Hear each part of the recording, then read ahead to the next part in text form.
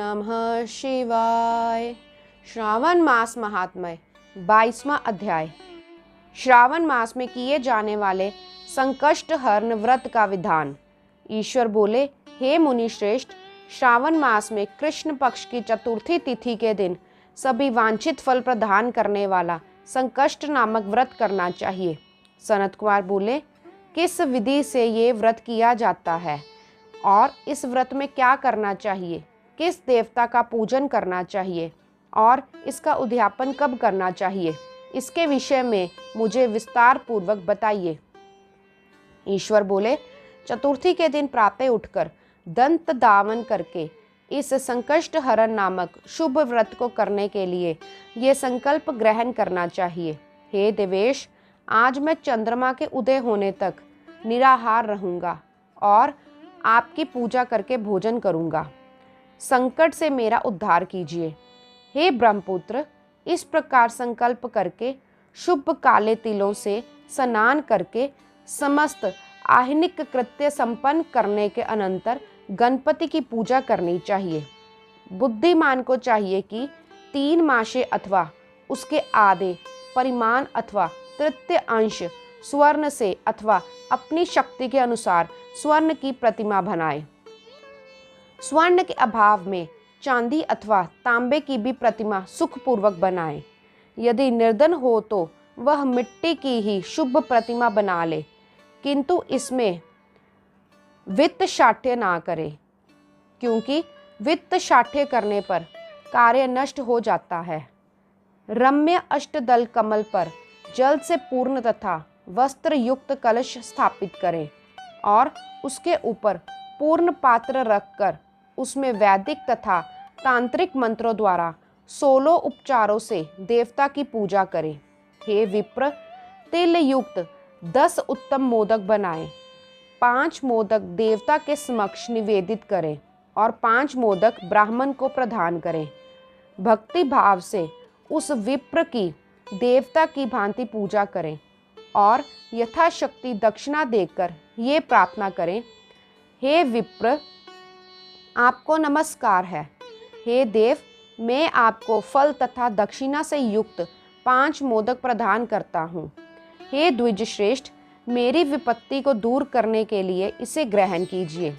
हे विप्र रूप गणेश्वर, मेरे द्वारा जो भी न्यून, अधिक अथवा द्रव्यहीन किया गया हो वह सब पूर्णता को प्राप्त हो। इसके बाद स्वादिष्ट अन्न से ब्राह्मण को प्रसन्नता पूर्वक भोजन कराएं।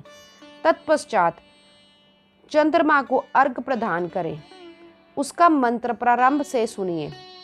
हे क्षीर सागर से प्रादुर्भूत, हे सुधारूप, हे निशाकर, हे गणेश की प्रीति को बढ़ाने वाले, मेरे द्वारा किए गए अर्घ को ग्रहण कीजिए। इस विधान के करने पर गणेश्वर प्रसन्न होते हैं और वांछित फल प्रदान करते हैं।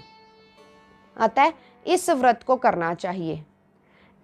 इस व्रत का अनुष्ठान करने से विद्यार्थी विद्या प्राप्त करता है, धन चाहने वाला धन प्राप्त करता है, पुत्र के अभिलाषा रखने वाला पुत्र प्राप्त करता है और मोक्ष चाहने वाला गति प्राप्त करता है। कार्य की सिद्धि चाहने वाले का कार्य सिद्ध हो जाता है और रोगी रोग से मुक्त हो जाता है। विपत्तियों में पड़े हुए, व्याकुल चित्त वाले, चिंता से ग्रस्त मन वाले तथा जिन्हें अपने सुहज्जनों का वियोग हो, उन मनुष्यों का दुख दूर हो जाता है। ये व्रत मनुष्यों के सभी कष्टों का निवारण करने वाले, उन्हें सभी अभीष्ट फल प्रदान करने वाला, पुत्र पौत्र आदि देने वाला तथा सभी प्रकार की संपत्ति की प्राप्ति कराने वाला है। हे सनत कुमार, अब मैं पूजन तथा जप के मंत्र को आपसे कहता हूँ।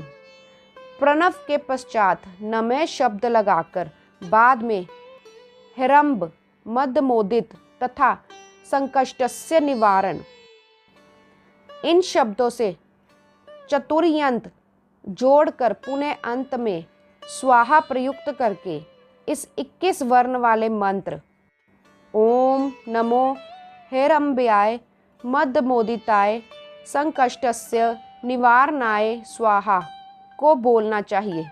बुद्धिमान व्यक्ति को चाहिए कि इंद्र आदि लोकपालों की सभी दिशाओं में पूजा करे। अब मैं मोदकों की दूसरी विधि बताता हूँ। पके हुए मूंग तथा तिलों से युक्त घृत में पकाए गए तथा गरी के छोटे छोटे टुकड़ों से मिश्रित मोदक गणेश जी को निवेदित करें। तत्पश्चात दूर्वा के अंकुर लेकर इन नाम पदों से पृथक पृथक गणेश जी की पूजा करें। उन नामों को मुझसे सुनिए। हे गणाधिप, हे उमापुत्र, हे अग्नाशन, हे एकदंत, हे इब वक्त्र, हे मूषक वाहन, हे विनायक, हे ईशपुत्र, हे सर्वसिद्धि प्रदायक, हे विग्रहराज, हे स्कंदगुरो, हे सर्व संकट नाशक, हे लंबोदर, हे गणाध्यक्ष, हे गौर्यम गमल संभव, हे धूमकेतो, हे बालचंद्र, हे सिंदूरा सुरमर्दन, हे विद्यानिधान, हे विकट, हे शूर्प कर्ण, आपको नमस्कार है। इस प्रकार इन 21 नामों से गणेश जी की पूजा करें। तदंतर भक्ति से नम्र होकर प्रसन्न बुद्धि से गणेश देवता से इस प्रकार प्रार्थना करें। हे विघ्नराज, आपको नमस्कार है। हे उमापुत्र, हे अग्नाशन, जिस उद्देश्य से मैंने यथाशक्ति आज आपका पूजन किया है उससे प्रसन्न शीघ्र ही मेरे हृदय स्थित मनोरथों को पूर्ण कीजिए। हे प्रभु, मेरे पक्ष उपस्थित विविध प्रकार के समस्त विघ्नों का नाश कीजिए। मैं यहाँ सभी कार्य आपकी ही कृपा से करता हूँ। मेरे शत्रुओं की बुद्धि का नाश कीजिए और मित्रों की उन्नति कीजिए। इसके बाद 108 आहुति देकर होम करें। तत्पश्चात व्रत की संपूर्णता के लिए मोदकों का वायन प्रदान करें। उस समय ये कहें, गणेश जी की प्रसन्नता के लिए मैं 7 लड्डुओं तथा 7 मोदकों का वायन फल सहित ब्राह्मण को प्रदान करता हूँ। तदनंतर हे सतम, पुण्यदायिनी कथा सुनकर इस मंत्र के द्वारा 5 बार प्रयत्न पूर्वक चंद्रमा को अर्घ प्रदान करें। शिरोदार्ण व संभूत अत्रि गोत्र समुद्रव गृहानर्घ मया दत्तम रोहिणिया सहित शशीन। क्षीर सागर से उत्पन्न तथा अत्रि गोत्र में उत्पन्न हे चंद्र, रोहिणी सहित आप मेरे द्वारा प्रदत्त अर्घ को स्वीकार कीजिए। तत्पश्चात अपने अपराध के लिए देवता से क्षमा प्रार्थना करें और अपने समर्थ के अनुसार ब्राह्मणों को भोजन कराएं और ब्राह्मणों को जो अर्पित किया हो उसके अवशिष्ट भोजन को स्वयं ग्रहण करें। मौन होकर 7 ग्रास ग्रहण करें और यदि अशक्त हो तो इच्छा अनुसार भोजन करें। इसी प्रकार 3 मास अथवा 4 मास तक विधान पूर्वक इस व्रत को करें। तत्पश्चात बुद्धिमान को चाहिए कि 5वें महीने में उद्यापन करें। उद्यापन के लिए बुद्धिमान को अपने समर्थ के अनुसार स्वर्णमयी गणेश प्रतिमा बनानी चाहिए। तत्पश्चात उस भक्ति संपन्न मनुष्य को पूर्वोक्त विधान से चंदन, सुगंधित द्रव्य तथा अनेक प्रकार के सुंदर पुष्पों से पूजा करनी चाहिए और एकाग्रचित होकर नारिकेल फल से अर्घ प्रदान करना चाहिए। पायस से युक्त सूप में फल रखकर और उसे लाल वस्त्र से लपेटकर ये वायन भक्त ब्राह्मण को प्रदान करें। साथ ही स्वर्ण की गणपति प्रतिमा भी दक्षिणा सहित उन्हें दें। व्रत की पूर्णता के लिए 1 आड़क तिल का दान करें। तदंतर विघ्नेश प्रसन्न हो ऐसा कहकर देवता से क्षमा प्रार्थना करें। इस प्रकार उद्यापन करने से अश्वमेघ यज्ञ का फल प्राप्त होता है और मनोवांछित सभी कार्य सिद्ध हो जाते हैं। हे सतम, पूर्व कल्प में स्कंद कुमार के चले जाने पर पार्वती ने मेरी आज्ञा से 4 महीने तक इस व्रत को किया था। तब 5वें महीने में पार्वती ने कार्तिकेय को प्राप्त किया था।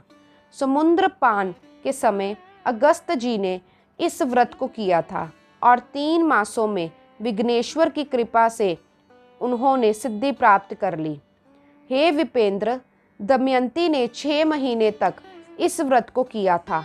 तब नल को खोजती हुई दमयंती को वह मिल गए थे। जब चित्रलेखा अनिरुद्ध को बानासुर के नगर में ले गई थी, तब वह कहाँ गया और उसे कौन ले गया, ये सोचकर प्रद्युम्न व्याकुल हो गए थे। उस समय प्रद्युम्न को पुत्र शोक से पीड़ित देखकर रुक्मणी ने प्रेम पूर्वक उससे कहा, हे पुत्र, मैंने जो व्रत अपने घर में किया था उसे बताऊंगी, तुम सुनो। बहुत समय पहले जब राक्षस तुम्हें उठा ले गया था, तब तुम्हारे वियोग जन्य दुख के कारण मेरा हृदय विदीर्ण हो गया था। मैं सोचती थी कि मैं अपने पुत्र का अति सुंदर मुख कब देखूंगी। उस समय अन्य स्त्रियों के पुत्रों को देखकर मेरा हृदय विदीर्ण हो जाता था कि कहीं अवस्था साम्य में ये मेरा ही पुत्र तो नहीं। इसे चिंता में व्याकुल हुई मेरे अनेक वर्ष व्यतीत हो गए। तब देव योग से लोमश मुनि मेरे घर आ गए। उन्होंने सभी चिंताओं को दूर करने वाला संकष्ट चतुर्थी का व्रत मुझे विधि पूर्वक बताया और मैंने 4 महीने तक इसे किया। उसी के प्रभाव से तुम शंबरासुर को युद्ध में मारकर आ गए थे। अतः हे मेरे पुत्र, इस व्रत की विधि जानकर तुम भी इसे करो, इससे तुम्हें अपने पुत्र का पता चल जाएगा। हे विप्र, प्रद्युम्न ने गणेश जी को प्रसन्न किया। तब नारद जी से उन्होंने सुना कि अनिरुद्ध बानासुर के नगर में है। इसके बाद बानासुर के नगर में जाकर उससे अत्यंत भीष्म युद्ध करके और संग्राम में शिव सहित बानासुर को जीतकर पुत्र वधु सहित अनिरुद्ध को प्रद्युम्न घर ले आए थे। हे मुने, इसी प्रकार अन्य देवताओं तथा असुरों ने भी विघ्नेश की प्रसन्नता के लिए यह व्रत किया था। हे सनत कुमार, इस व्रत के समान सभी सिद्धियां देने वाला इस लोक में कोई भी व्रत, तप, दान और तीर्थ नहीं है। बहुत कहने से क्या लाभ, कार्य सिद्धि करने वाला दूसरा कुछ भी नहीं है। अभक्त, नास्तिक तथा शठ को इस व्रत का उपदेश नहीं करना चाहिए, अपितु पुत्र, शिष्य, श्रद्धालु तथा सज्जन को इसका उपदेश करना चाहिए। हे विप्र, हे धर्मेष्ठ, हे विधिनंदन, तुम मेरे प्रिय हो तथा लोकोपकार करने वाले हो, अतः मैंने तुम्हारे लिए इस व्रत का उपदेश किया है। इस प्रकार श्री स्कंद पुराण के अंतर्गत ईश्वर सनत कुमार संवाद में श्रावण मास महात्म्य में चतुर्थी व्रत कथन नामक 22वां अध्याय पूर्ण हुआ। ओम नमः शिवाय।